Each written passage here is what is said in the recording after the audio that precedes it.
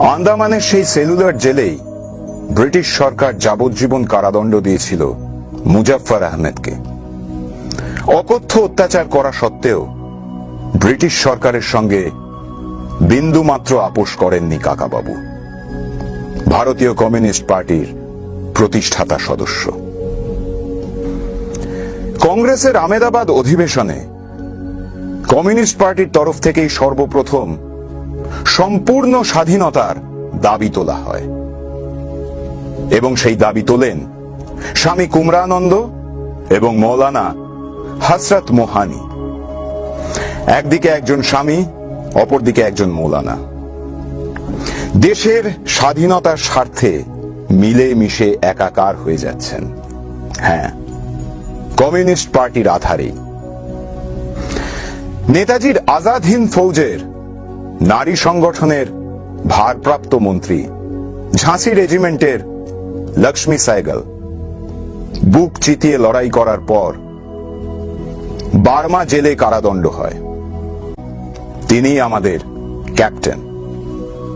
সুদীর্ঘ 17 বছর ব্রিটিশ পুলিশের গ্রেপ্তারি পরোয়ানা মাথায় নিয়েও যে মানুষটা কৃষক শ্রমিকদের একত্র করেছেন, রচনা করেছেন নৌ বিদ্রোহের ব্লুপ্রিন্ট, তিনি আমাদের friend, philosopher and guide B T. Ranadive.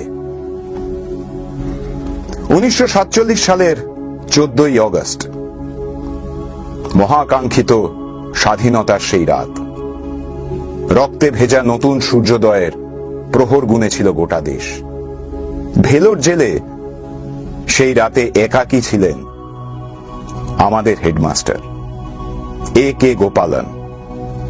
বিনিদ্র রজনীর শেষে ভোরবেলা ভেলোর জেলের বারান্দায় ইনকলাব জিন্দাবাদ ধ্বনিতে মুখরিত করার পর জেলের মধ্যেই জাতীয় পতাকা উত্তোলন করেন তিনি।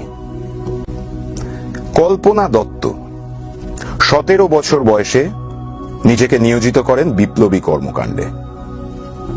মাস্টারদার কমরেড ভরসার পাত্রী। 1931 সালে জেলখানা উড়িয়ে 32 জন বন্দীকে মুক্ত করা থেকে শুরু করে চট্টগ্রাম অস্ত্রাগার লুণ্ঠন, সবেতেই থেকেছেন অগ্রণী ভূমিকায়। 1933 সালে গ্রেপ্তার হওয়ার পর তার 6 বছরের জেল হয়। জেল থেকে বেরিয়ে 7 দিনের মধ্যে তিনি কমিউনিস্ট পার্টির গণসংগঠনের সঙ্গে যুক্ত হন। আমৃত্যু পার্টির ওপরেই আস্থা রেখেছেন তিনি। অনন্ত সিংহ 1924 সালে অসহযোগ আন্দোলনে সক্রিয় ভূমিকা নেওয়ার পর প্রথমবার গ্রেপ্তার হন। 1946 খ্রিস্টাব্দে জেল থেকে মুক্তি পাওয়ার পর তিনি আসেন কমিউনিস্ট পার্টিতেই। অম্বিকা চক্রবর্তী প্রথমবার গ্রেপ্তার হন 1916-এ।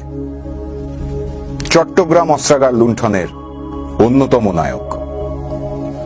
1946-এ জেল থেকে মুক্তি পাওয়ার পর চিরকাল আস্থা রেখেছেন বামপন্থী আন্দোলনে। গণেশ ঘোষ 1932-এ সেলুলার জেলে 14 বছরের কারাদণ্ড হয়। আগে না, সাভারকারের মতো মুচলেখা তিনি দেননি, উল্টে জেলের ভেতর বন্দীদের অধিকারের জন্য আমরণ অনশন শুরু করেন। 1946 খ্রিস্টাব্দে জেল থেকে ছাড়া পাওয়ার পর তিনি যোগ দেন সিপিআই-এ। সুবোধ রায় চট্টগ্রাম অস্ত্রাগার লুণ্ঠনের সর্বকনিষ্ঠ সদস্য। 1940 খ্রিস্টাব্দে জেল থেকে মুক্তি পাওয়ার পর তিনিও আস্থা রাখেন কমিউনিস্ট পার্টি অফ ইন্ডিয়ায়। ভারতের স্বাধীনতা সংগ্রামের এই গৌরবময় ইতিহাসকে ভুলিয়ে দেওয়ার চেষ্টা করা হচ্ছে শুধুমাত্র গোঁড়া হিন্দুত্ববাদের জমি প্রস্তুত করার জন্য।